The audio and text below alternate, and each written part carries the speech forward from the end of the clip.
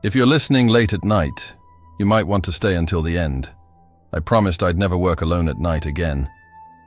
But some promises are impossible to keep. My name is Marcus, I'm 31 years old, and for the past 7 years I've been closing the Regency cinemas every Thursday night. 7 years.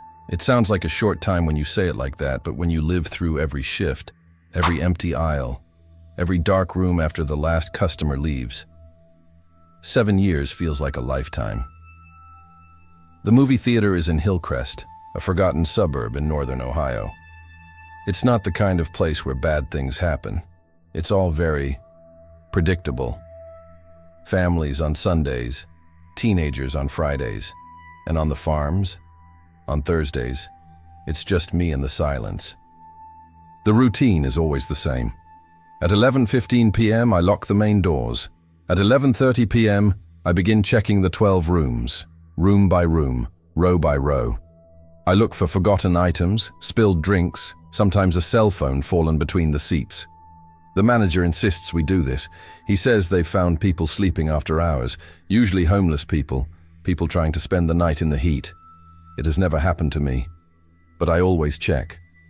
Room 7 is at the end of the east corridor. It's the largest.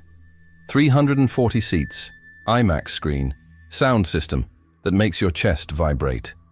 That night, it had shown a horror film at 9:30 p.m. Something about possession, I don't remember the name. The audience left around 11:10 p.m. I entered at 11:34 p.m. I opened the door. The air was icy, as it always is when the air conditioning runs for hours. The smell of buttered popcorn mixed with something older. Damp carpet, curtain dust. I turned on my flashlight. The rows stretched downhill to the enormous screen, now blank and grey as a tombstone. I walked through the corridors, nothing out of place, no forgotten coats, no wallets, no overturned glasses. Everything is clean. I left and locked the door at 11:41 p.m. I noted on my tablet, Room 7, available. I went to the control room. Reheated coffee in the microwave, an old faux leather chair, security screens flashing in black and white, 12 cameras, 12 rooms, all empty. At 00:17, the alarm went off. A sharp beep on the panel. Motion sensor. Room 7. I looked at the screen. The image was grainy, but I could still see the closed door, the empty hallways, the dark room. But the sensor doesn't lie. Something, or someone, was moving inside. I grabbed my flashlight and the radio. My hand was shaking. Not too much, just enough for me to notice. I tried to calm myself down. It was probably a rat, or the ventilation system, or a faulty sensor. Normal things, but I had already checked that room 20 minutes ago. The east corridor was empty. The automatic lights flickered as I passed, creating that low sound of electricity. My footsteps sank into the worn red carpet. I reached the door of room 7 and placed my hand on the doorknob. It was freezing, colder than usual. I opened it slowly. The air that came out of there was different, heavy, damp, as if someone had been breathing there for hours. I turned on the flashlight, and the beam cut through the darkness, illuminating the rows of red seats descending to the screen. The screen was on. It shouldn't be there. I had turned everything off. But there it was, projecting a grayish-blue light, static and silent, without sound, without image. Just that dead glow illuminating the entire room, like a submerged aquarium. My heart started beating faster. I walked down the central aisle, the flashlight trembling in my hand. The beam of light danced across the seats, and that's when I saw it. The last 3 rows, the ones at the back, furthest from the screen, had seats raised off. Not all of them, just 4 or 5, as if someone had just gotten up. I approached. I ran my hand along the velvet backrest of one of the seats. It was lukewarm, guided. I shone the light on the floor. There were marks, wet footprints, small ones, like sneaker marks. They started there, in the back rows, and went on until they disappeared near the side wall. My breath caught in my throat. Is anyone here? My voice came out low and hesitant. Silence. Just the electric hum of the screen. I climbed up to the projector and manually turned everything off. The room plunged into total darkness. Only my flashlight remained. I scanned the space one last time. Nothing. Nobody. I left quickly, locked the door, and leaned against it, taking a deep breath. My mind was racing. Someone had hidden. It had to be that. Some idiot teenager trying to play a prank, or a homeless person who got in before closing time and stayed. But the footprints, they were wet. And it hadn't rained outside for 3 days. I picked up the radio.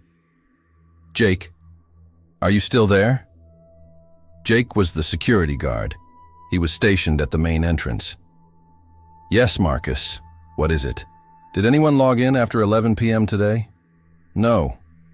Everything's been locked up since you passed by. He is sure? Absolutely. Why? I hesitated. Nothing. Forget it. I turned off the radio. I stood in the hallway staring at the locked door to room 7. And then I heard it. A muffled sound, coming from within, like the upholstery of a seat being pushed down. This is it. Deliberate, as if someone were sitting down. I should have left. I should have called Jake. I should have called the police. But I didn't do any of that. Because if it was just someone hiding, I needed to be sure. I unlocked the door. My hand was sweating on the doorknob. I opened it slowly, the creaking of the hinge echoing through the empty room. Or, not so empty. I entered with my flashlight raised. The beam of light swept across the rows. Everything seemed the same, but the air was different now, denser, as if there were less oxygen. I know there's someone here. My voice came out firmer this time. If you leave now, I won't call the police. I promise. Nothing. Only the heavy silence of the room. I started walking down the side aisle, illuminating each row.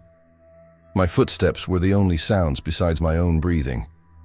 I reached the last rows, the ones at the back, where the seats had been raised. Now they were all crouched down. All. As if someone had just sat down in them. My stomach turned. I picked up the radio with a trembling hand. Jake, I need you to come to room 7. Now. Is everything all right there?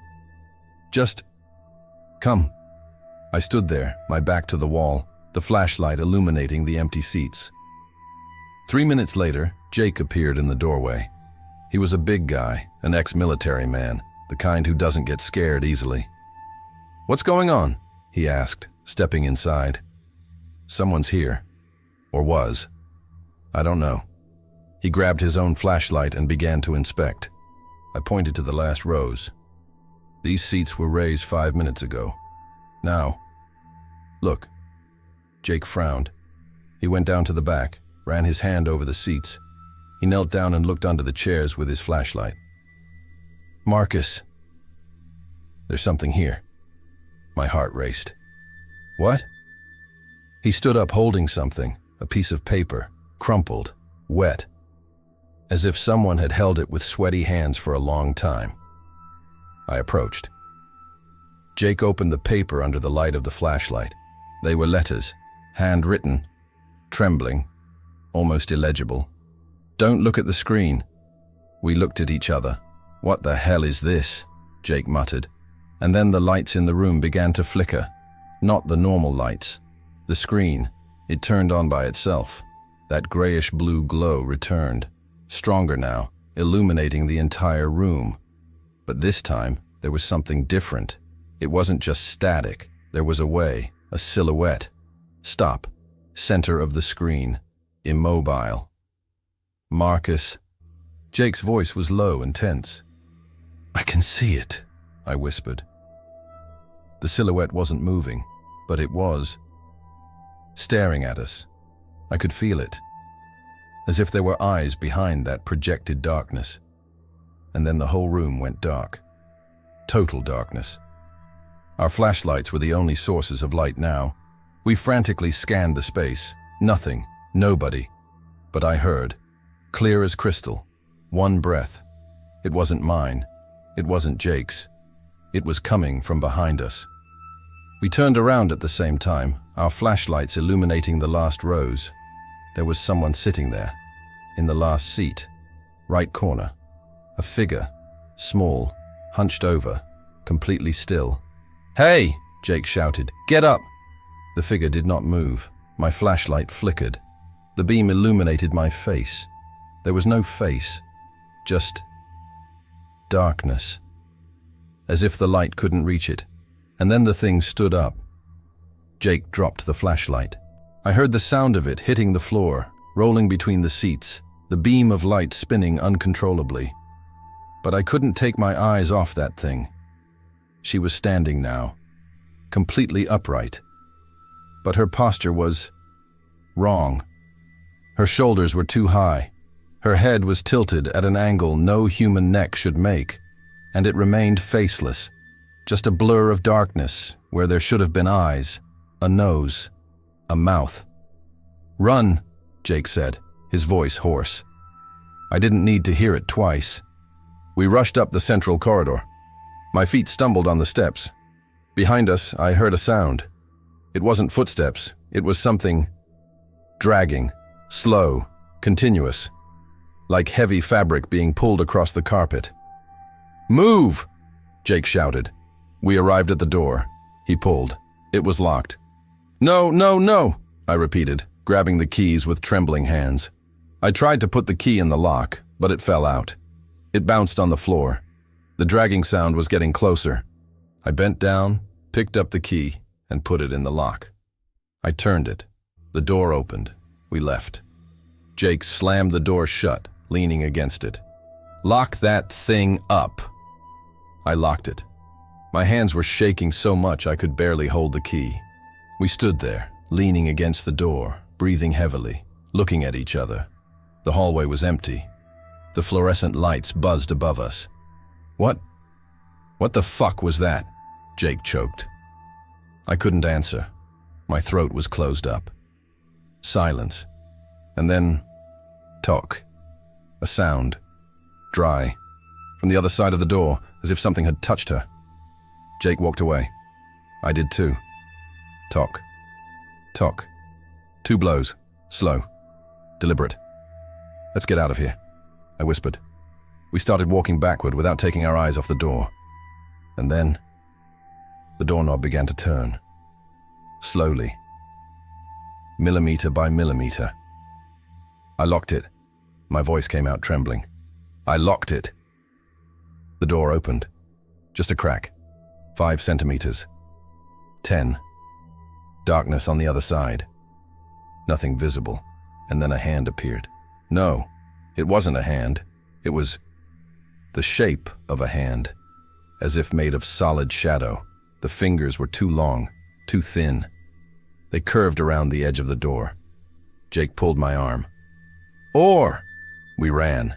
Down the corridor. We passed the other rooms. I heard the door to room 7 open completely behind us. I heard that dragging sound again. Faster now.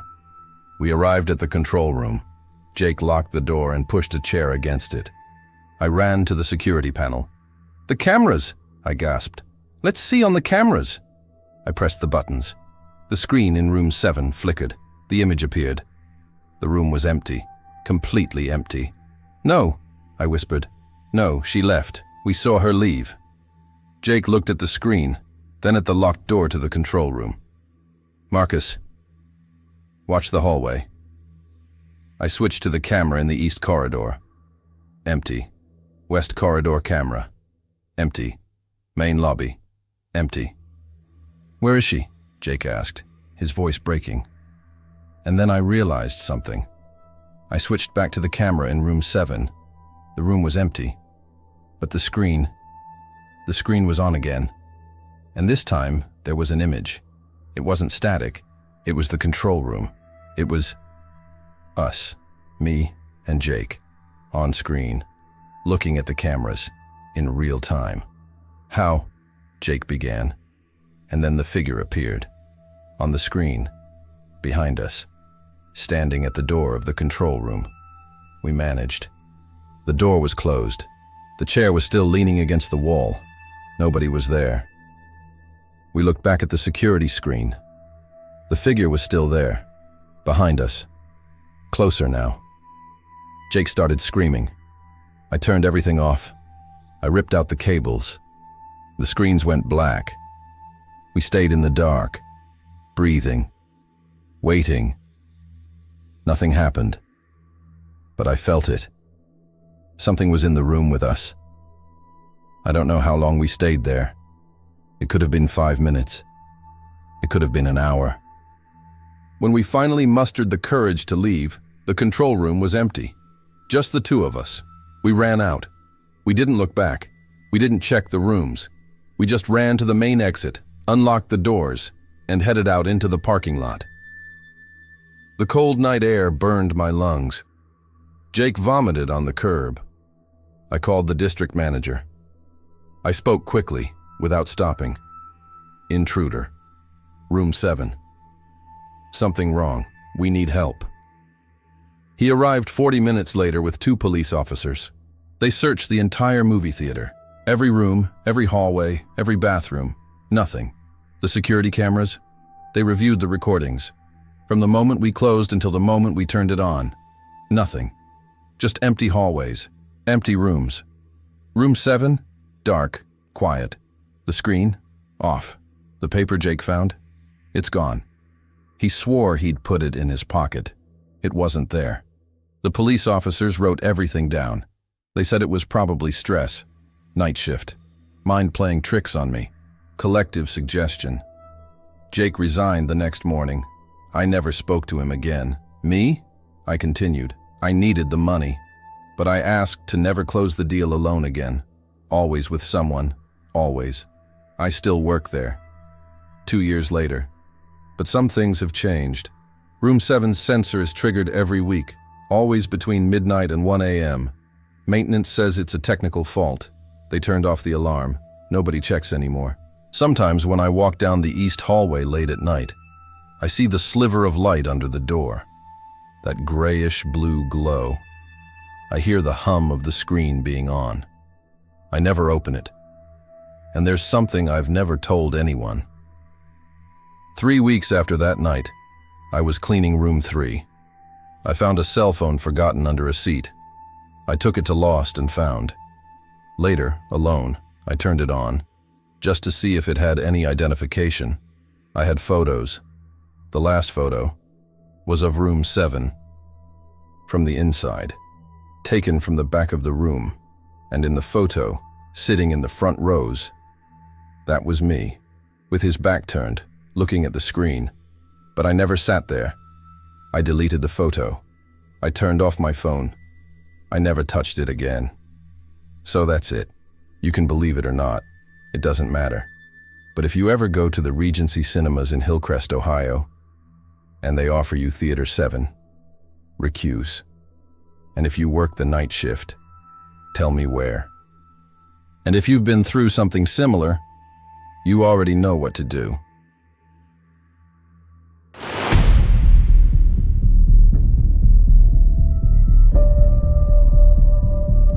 Something happened to me, and to this day, I can't understand it. My name is Mark. I work as a night security guard in a 12-story commercial building in downtown Portland, Oregon. It's not glamorous. It's not exciting.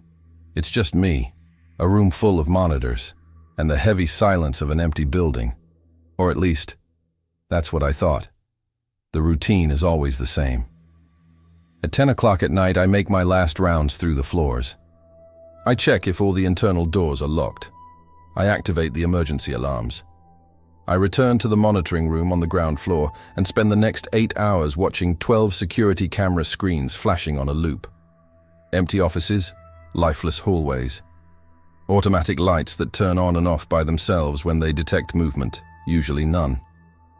That November night, it was raining heavily outside. I could hear the wind whipping against the lobby windows, a muffled, steady sound that kept me company. I had just finished my rounds, everything normal. Doors locked, alarms activated, building secure. At 11:47, I was having my third coffee when I saw it. Monitor number 8, 8th floor, east corridor. A figure. Quickly. Passing between two camera points. My heart raced, but I forced myself to take a deep breath. It wasn't the first time I thought I'd seen something. Shadows play tricks, reflections in windows, my own tired mind creating patterns where there is nothing. But I rewound the recording, and I saw it again. Someone, a figure, moving slowly, almost dragging their feet, passing by the edge of the hallway. The image was grainy, but you could see. It was a person. Dark clothes, hunched posture, and then she moved out of the camera's range. My stomach tightened. I had done the complete rounds. I had checked every floor. All the exits were monitored. No one could have escaped without me noticing. But there it was, on the screen, undeniable. I picked up the radio and called the supervisor. Silence. I tried again. Nothing. 2 a.m. He was probably asleep. I was alone. I looked at the other monitors. Nothing. Just empty corridors bathed in that cold fluorescent light that hummed softly even through the cameras. Except Monitor 9, 9th floor, west corridor. The same figure, but that was impossible. There were no stairs directly connecting those points. To go from the 8th to the 9th floor, a person would have to use the elevator or the emergency staircase, both equipped with cameras. And I was looking at those cameras. Nobody had passed by. My breathing became irregular. I could feel the cold sweat starting to trickle down the back of my neck. It didn't make sense. I grabbed my flashlight and master keychain. I had to go there. I had to check it out. Because if anyone had actually stayed in the building after it closed, I needed to know who it was. And why was this person moving as if they knew exactly where the cameras couldn't reach? The elevator made a noise I'd never noticed before. A deep, metallic, mechanical hum that seemed to echo inside my chest. Each floor it passed lit up a number on the panel. 3, 4, 5. I squeezed the flashlight so hard that my fingers hurt. 8th floor. The doors opened with a pneumatic sigh. Absolute silence. The hallway stretched out before me, long and narrow, lit by flickering fluorescent lights, that sickly kind of light that makes everything seem unreal. The gray carpet absorbed any sound. I stepped out, and the elevator closed behind me with a soft click. And then I was alone. I walked slowly down the east corridor, past frosted glass doors with company names I never bothered to read. Financial consulting, law firm, design agency, all locked. I arrived at the spot where the camera had captured the figure. Nothing, no sign of presence, no open doors, no sound. But then I felt it, a smell, faint, almost imperceptible, like mold or something damp, something that shouldn't be there. I turned around and went back to the elevator, but I stopped. The emergency stairwell door at the end of the corridor was ajar. My blood froze. I had locked that door, personally. During my patrol, I had heard the click of the electronic lock. I had tested it twice. Now it was open. Just a crack. But open. I walked over there. Each step seemed too loud. I pushed the door open slowly and it creaked, a sharp sound that cut through the silence like a knife. The stairwell was dark. The emergency light flickered weakly below, casting long, distorted shadows on the concrete walls. "Is anyone there?" My voice came out hoarse and hesitant. Nothing. Only the echo of my own words returning to me. I took a deep breath and started to descend. My footsteps echoed. 1, 2, 3 steps. And then I heard it. Steps, coming from above, slow, heavy, dragging. Someone was coming up the stairs, from the upper floor. I froze. I pointed the flashlight upwards. The beam of light cut through the darkness, illuminating the concrete steps. Nothing. But the footsteps continued. Closer and closer.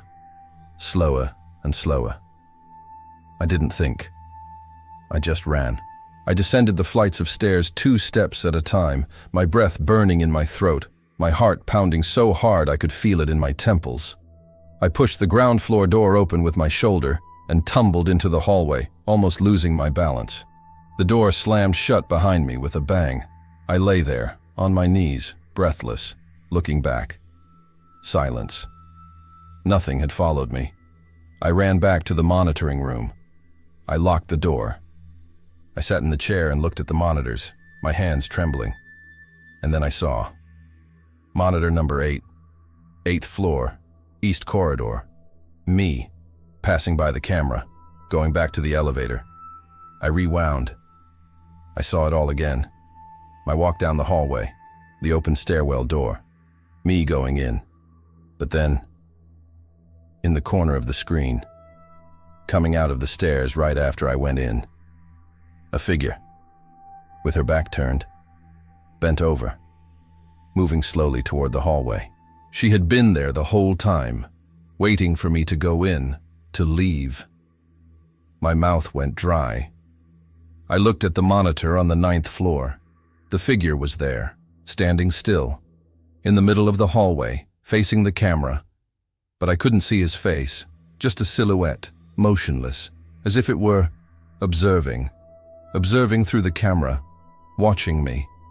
I couldn't take my eyes off the screen. The figure remained there, motionless, like a statue. The 9th floor hallway seemed frozen in time. Only that dark, upright form, perfectly centered in the frame. My mind was trying to find explanations.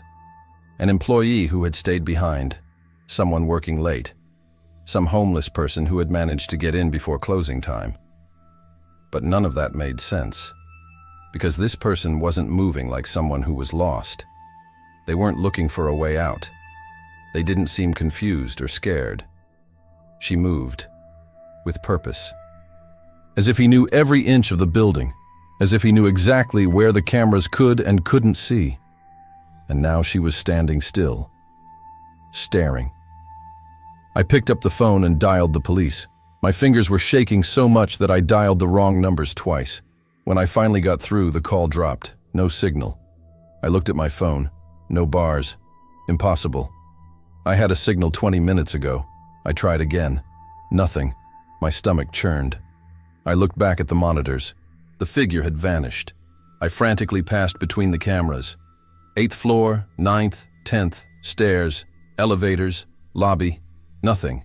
And then, monitor 6, 10th floor, North Corridor. There she was, but now he was closer to the camera, much closer. I could see details, dark clothes, an old coat, hands hanging by his sides, but I still couldn't see his face. His head was tilted slightly downward, as if he were looking at the ground, or avoiding cameras on purpose. I needed to know. I needed to see who it was, to put an end to it. So I did the only thing my rational side was still screaming at me not to do.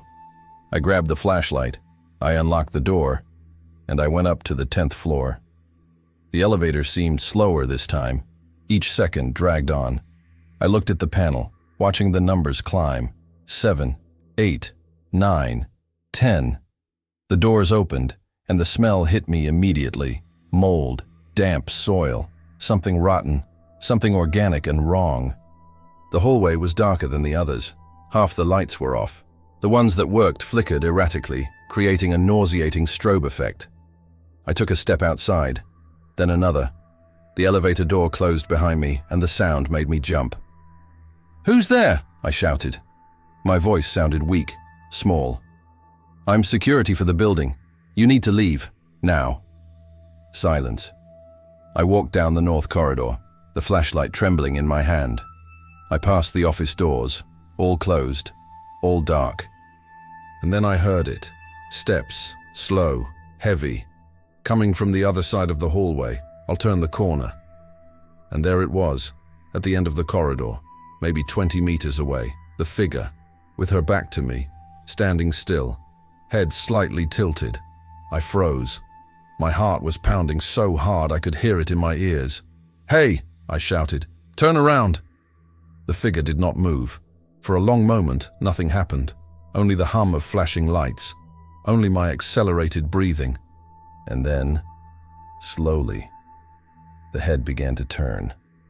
Not the body, just the head, turning, centimeter by centimeter. I took a step back, then another, because that was wrong. The angle, the way it was moving. No one turns their head like that. And when it was almost completely turned in my direction, I blinked, and the figure was closer, 3 meters closer. I hadn't seen her move. I hadn't heard footsteps. She was simply closer. My body reacted before my mind. I turned and ran. I ran faster than I had ever run in my life. The corridor seemed endless. The lights flashed in sequence, creating the illusion that something was chasing me from the shadows. I reached the elevator and pounded the button. Once, twice, 3 times. "Come on, come on, come on," I whispered desperately. I looked back. The hallway was empty, but I could feel it. Something was there, watching. The elevator arrived. The doors opened. I got in and pressed the ground floor button repeatedly until the doors started to close. And at the very last second, before they closed completely, I saw the figure appear in the corner of the hallway. Stop. Observing. And this time, I saw the face. Or the absence of it. Where there should have been a face, there was only darkness. I locked the door to the monitoring room. I pushed a chair against it. My hands were shaking so much I could barely hold the glass of water. I needed to understand. I needed logic. I needed reason. I sat down in front of the monitors and began reviewing all the recordings from the night, from the start of the shift. At 10:15 p.m. I was making my rounds. Everything was normal. At 11:47 p.m., the first appearance, 8th floor. I rewound some more. I stopped. I advanced frame by frame, and then I saw something that made my blood run cold. The figure hadn't suddenly appeared on the 8th floor. She was already there. From the beginning. I just hadn't realized it. In every recording, on every floor I'd passed during my rounds, she was there, always on the edges, always in the dark corners, always out of focus. It was as if he had been following me the whole time. But that was impossible. I would have seen it. I would have heard it. I kept reviewing. And then I realized something worse. Monitor 3. 5th floor. 032. Monitor 7. 11th floor. 032. The same figure. At the same time. In 2 different places. My stomach churned. I felt bile rising in my throat. I changed to other times. 1:15 a.m., 3 floors, 3 figures, all identical. 1:48 a.m., 5 floors, 2:20 a.m., 7 floors. They were multiplying, or they were always there, and I was only now able to see them. The lights in the monitoring room flickered, once, twice, and then they erased it. Only the ghostly glow of the monitors illuminated the space. I could see my reflection in the dark computer screen, pale, eyes wide, terrified. I looked at the monitors. 12th floor, lights out. 11th floor, darkness. 19th, 18th. The lights in the building were going out, floor by floor, descending towards me. 7th floor. The cameras showed only darkness. 6th floor, total darkness. And on each floor, before the lights went out completely, I could see the figures, standing still in the corridors. Dozens of them. Motionless, all looking in the same direction, looking down. Where was I? 5th floor, 4th, 3rd. My breathing was irregular, gasping. The air felt thicker, heavier. 2nd floor, 1st floor. The lobby lights went out.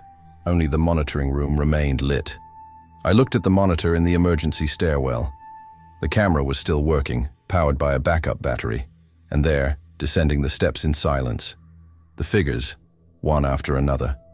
Dozens, maybe hundreds, moving in perfect synchronicity, like a procession, going down towards the ground floor, towards me. I got up from the chair. I looked at the door, at the window, at the walls. There was no way out. The entire building was between me and the street. And then I heard it. Steps. Outside the door, slow, dragged out, multiple, stopping right in front of the monitoring room. The doorknob began to turn. Slowly. I didn't wait. I ran to the window, unlocked it, opened it, and looked down. The rain hit me full force. The street was 3 meters high. I could jump from it. I heard the door opening behind me. I jumped. I hit the ground hard. Pain exploded in my ankle, but I forced myself to get up and run. I ran in the rain. I ran until I couldn't run anymore. I only stopped when I got home, locked in, alone, safe. But when I closed my eyes that morning, I could still see them. Stops, observing, waiting. I didn't go back to the building that night. I called in saying I was sick. My voice was shaking so much that the supervisor didn't even question it. He said he would send someone to cover my shift. I spent the next day locked in the apartment, curtains closed, lights on, trying to convince myself that it had been real. Because part of me, a small, desperate part, wanted to believe that I had snapped, that the stress, the loneliness, the endless nights had finally broken me. It would be easier that way. But in the afternoon, I received a call. It was Dave, the security guard on the day shift. "Mark, man, are you okay?" His voice sounded worried. "Yes." "Why?" "Because the boss asked me to review last night's recordings. Standard protocol when someone abandons their post." My stomach tightened. "And what did you see?" Silence on the other end.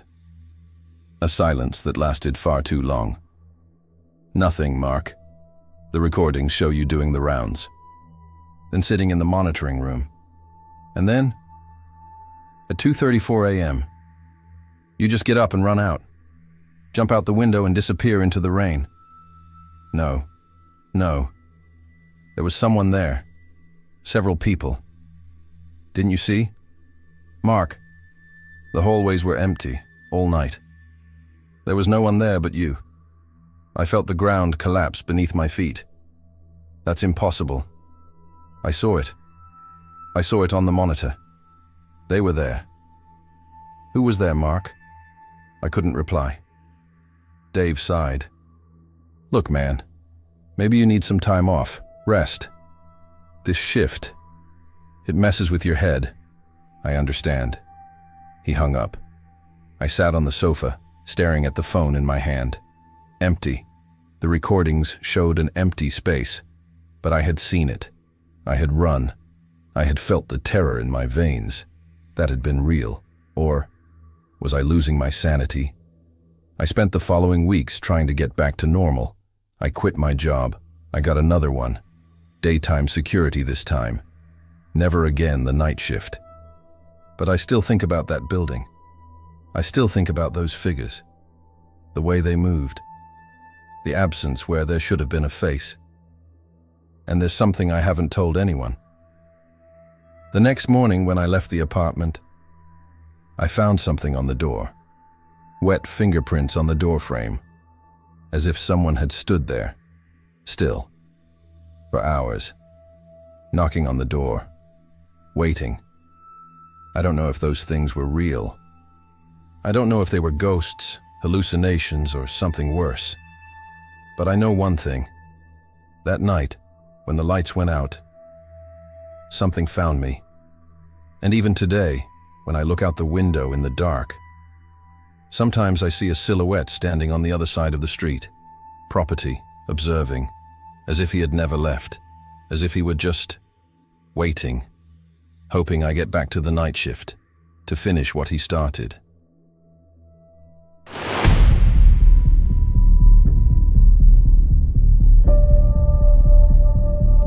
Something happened to me. and to this day I can't understand it. My name is Lucas. I'm 28 years old, and I work as an audiovisual maintenance technician at the Orpheus Theater, an independent movie theater in Asheville, North Carolina. It's one of those places that survived the multiplex era through sheer stubbornness. Faded red velvet seats, carpet that's seen better decades, and a projection booth that mixes digital equipment with analog relics from the 80s. I work the night shifts on Tuesdays and Thursdays. Preventive maintenance. I change light bulbs, calibrate projectors, clean lenses, check the sound system. It's a solitary, methodical job, perfect for someone like me who prefers to avoid people, especially after the divorce. The truth? I like the silence. The smell of washing machine oil mixed with stale popcorn. The sound of my footsteps echoing through the empty hallways. It was predictable, controllable, until that Tuesday. It was 2:47 a.m. when I finished adjusting the projector in room 1. I went down the side stairs carrying my toolbox and past the reception area. The night security guard, a guy named Derek, was dozing in his chair as usual. I was heading straight for the parking lot when something made me stop. The register book. It's on an old clipboard hanging behind the counter. Every film shown has to be manually registered, an archaic requirement of the owner who insists on maintaining traditions. I never paid attention to it. But that night, something drew me in. I picked up the clipboard, and that's when I saw it. Last entry, The Last Spectator, Sala 2, 3:33. My stomach turned to ice. The handwriting was in blue, a firm, almost old-fashioned script. And the worst part, the ink was still fresh.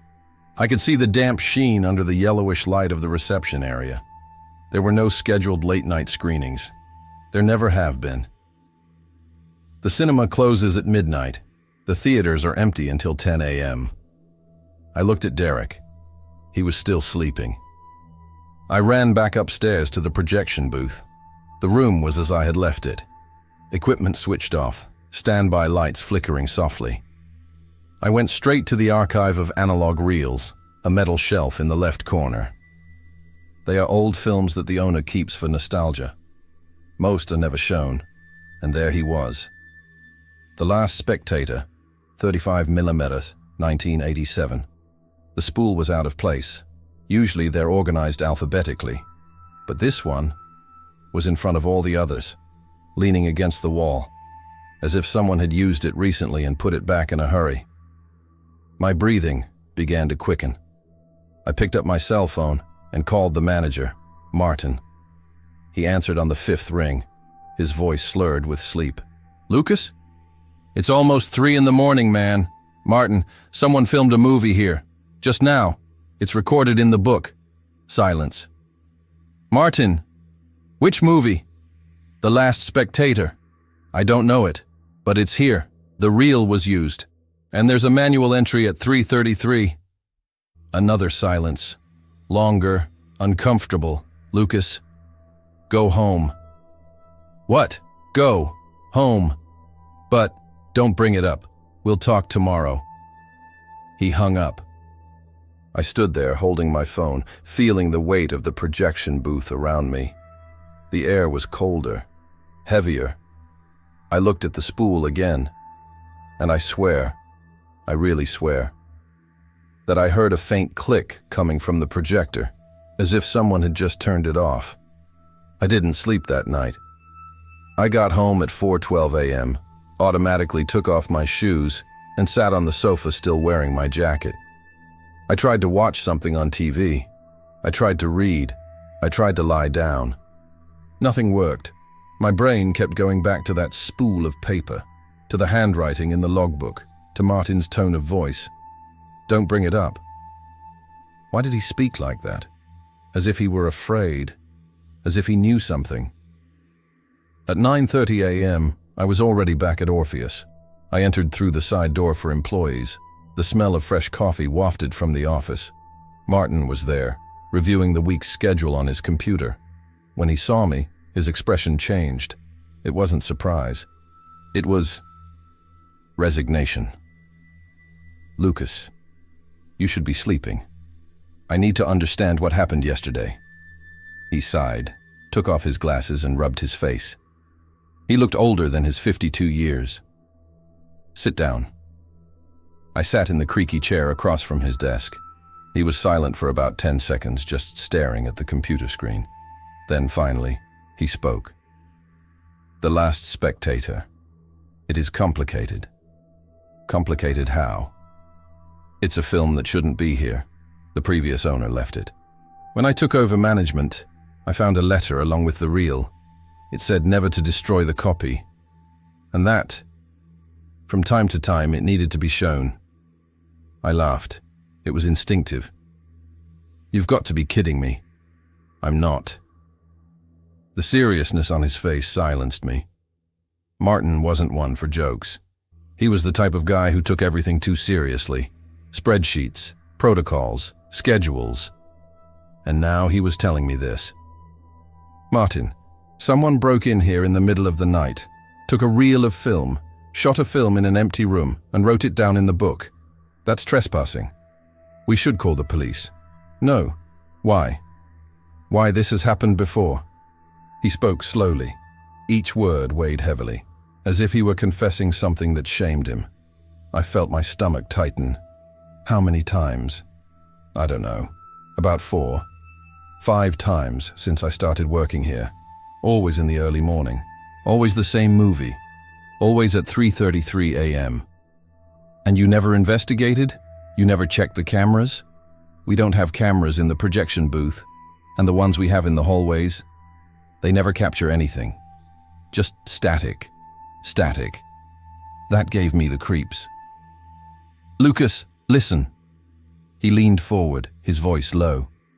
"I know it sounds crazy, but there are things in this movie theater that don't make sense. I've learned not to question them, and you should do the same." "Are you asking me to ignore it?" "I'm asking you to continue doing your job and forget about this." I wanted to scream. I wanted to shake him, but all I could manage was to get up and leave. I spent the rest of the day researching The Last Spectator, 1987. Low-budget psychological thriller, directed by someone named Anton Varela, who disappeared shortly after the film's limited release.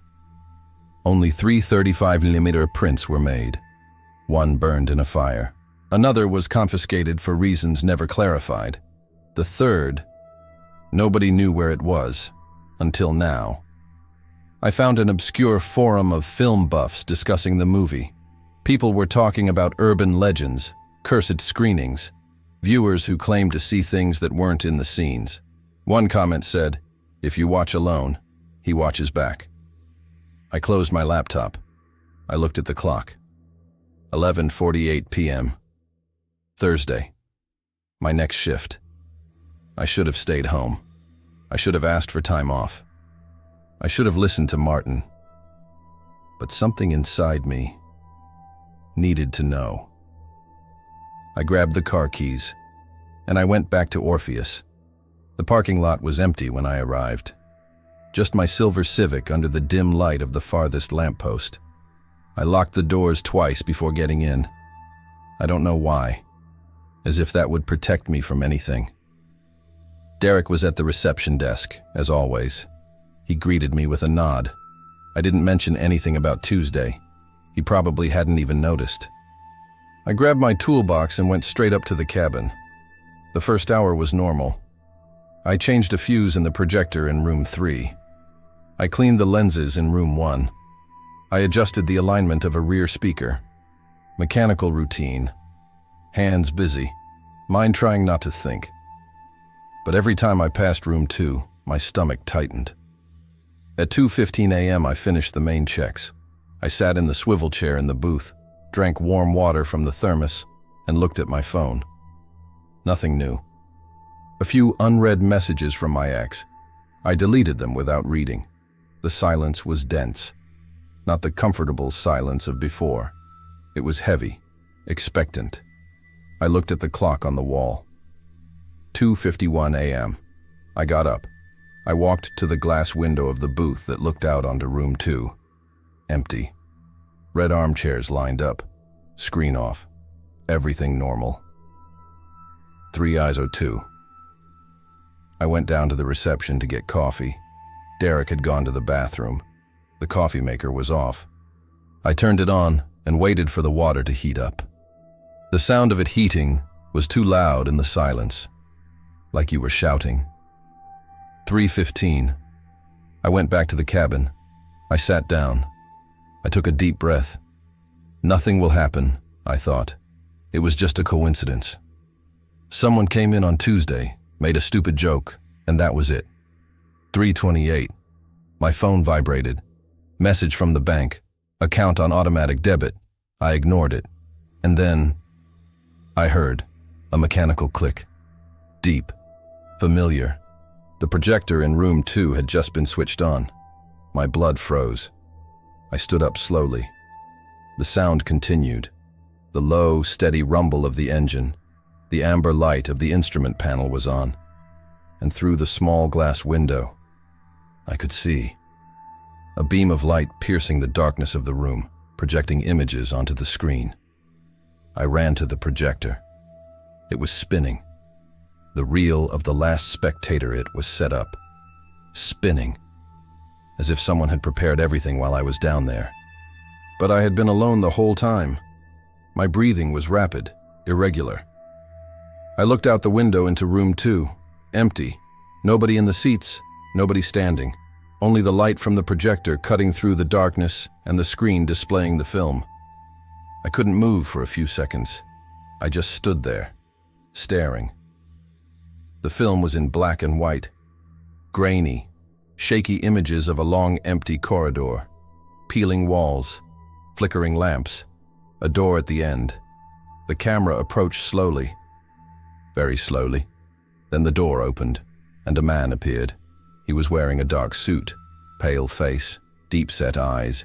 He didn't move, he just stood there, still, staring at the camera, facing, directly. And then, he smiled. It was a slow smile, unnatural, as if the muscles in her face were being pulled by invisible strings. He took a step forward, and he whispered something. I couldn't hear the audio from up here, but I saw his lips moving, forming silent words. I felt my whole body go cold. I ran to the control panel and turned off the projector. The hum stopped. The light went out. The room was completely dark. Silence. I was trembling, sweaty palms, heart pounding in my ears. I needed to get out of there. I needed to leave. But first, I needed to be sure. I went down the stairs. I walked through the hallway. I pushed open the door to room 2. I went in. The smell was different, colder, as if someone had left a window open. But there were no windows there. I looked at the rows of seats, empty. I looked at the screen. It was blank. I took a deep breath. I started walking towards the exit, and then the screen lit up. Not the projector, just the screen. A bluish glow, static, low hiss. I froze in the middle of the aisle between the seats. The static began to form an image, and in the center, I saw a silhouette, seated, in the last row, motionless. I blinked. It disappeared. I ran out. I didn't stop running until I reached the main corridor. My hand slammed against the exit door too hard. The pain shot through my fingers, but I barely felt it. My chest heaved uncontrollably. I needed to get out. I needed to get out. Now. But something made me stop. The reception area was empty. Derek wasn't there. His chair was turned on its side. The security radio was lying on the floor. Still. "Derek," I called. My voice came out weak, trembling. Nothing. I picked up my cell phone. I tried calling him. Direct call to the radio. It went to voicemail. I tried again. Same thing. I looked at the clock on the wall behind the counter. 3:33. Shit. I should have left. I should have run to the parking lot and never looked back. But Derek, he was a decent guy. He always greeted me. He always offered me coffee. I couldn't just abandon him. I took a deep breath. I went back to the hallway. The emergency lights were on.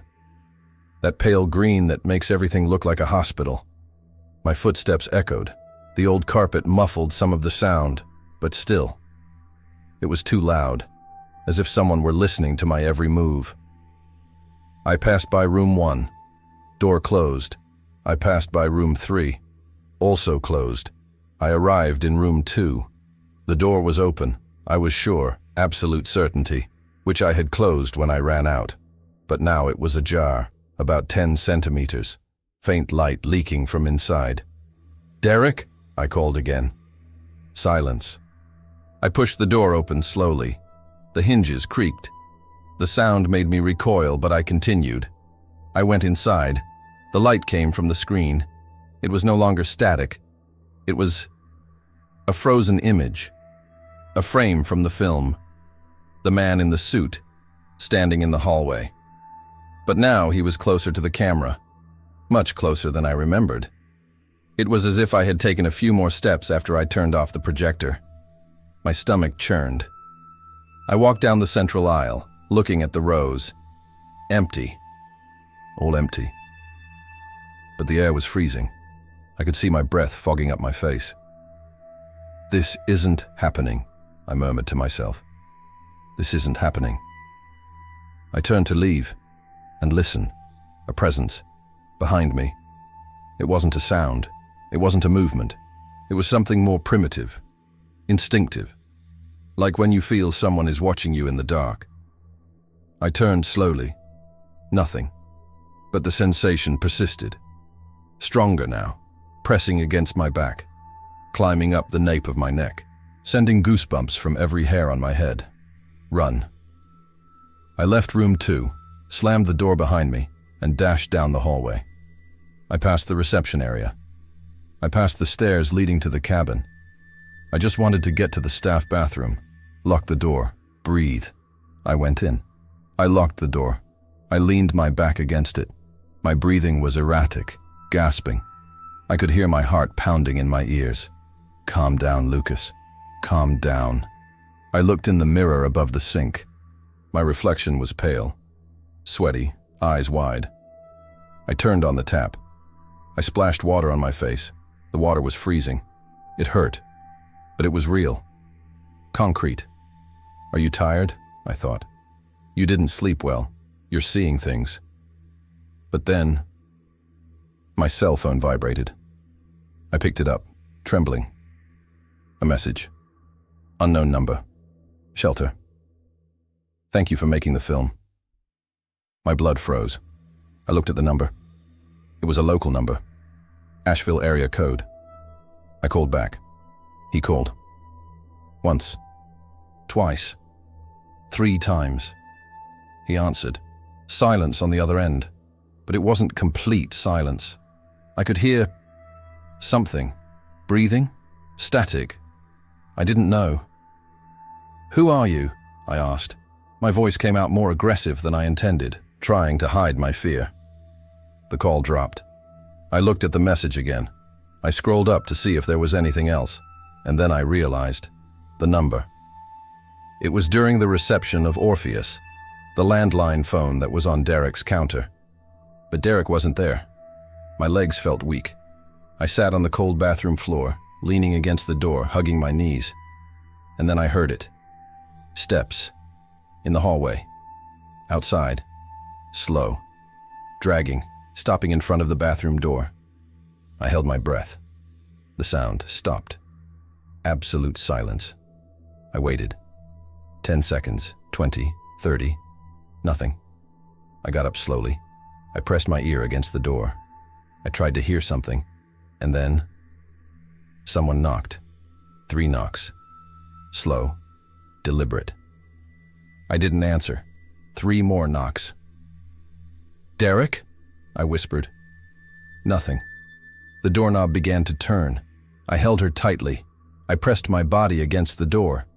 The pressure from the other side increased, as if someone were pushing, slowly, steady. My feet were slipping on the wet floor. And then, it stopped. Silence. I stayed there for another 5 minutes. Maybe 10. I don't know. I lost track of time. Finally, I opened the door. The hallway was empty. But on the floor, in front of the door, there was a mark, wet footprints, as if someone had just come out of the rain. But it wasn't raining outside. I followed the footprints. I don't know why. Maybe instinct, maybe desperation. Maybe I was already beyond fear, at that point where you simply need to know, even if it destroys you. The wet marks led back to room 2.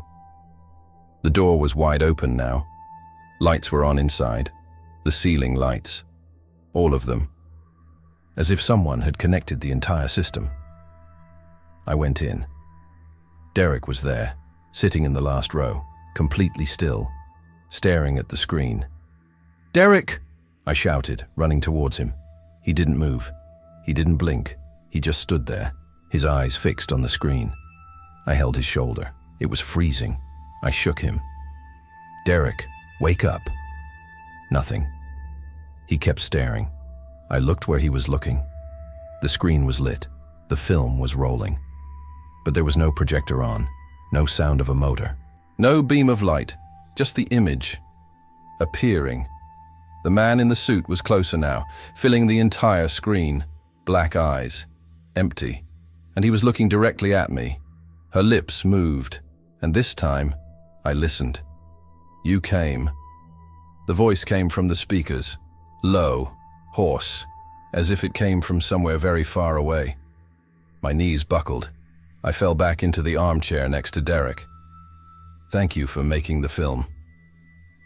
"What do you want?" I managed to whisper.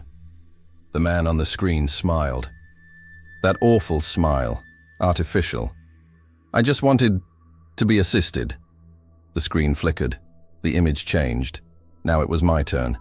On the screen, sitting next to Derek, looking up. My reflection stared back at me. And then, the man appeared behind me. On the screen, standing still. Hands on the shoulders of the armchair. I felt the weight. Cold hands. Real hands. On my shoulders. I jumped up. I spun around. Nothing. I looked at the screen. Empty. Just static now. I grabbed Derek by the arm and dragged him outside. He was heavy. Dead? Unconscious? I didn't know. It didn't matter. I just needed to get out. I dragged him down the hallway, through the reception area, through the front door. The cold night air hit my face like a slap. I've never felt so relieved. Derek coughed. He slowly came to. He looked at me, confused. What happened? It doesn't matter. Let's go, now. I started the car. I sped off. In the rearview mirror, I saw the Orpheus getting smaller. The lights in room 2 were still on. And for a second, I swear I saw a silhouette in the window. Stop. Observing. I resigned by email the next day. Martin didn't reply. Derek also left. We never spoke about that night again. I moved. I moved to a different city. I changed professions. I never went to a movie theater again. But every Tuesday and Thursday, at 3:33 a.m., I wake up, sweating, heart racing, and I swear I can hear the sound of a projector turning on, in the silence of my room. If you work the night shift, tell me where. And if you've ever been through something similar, you already know what to do.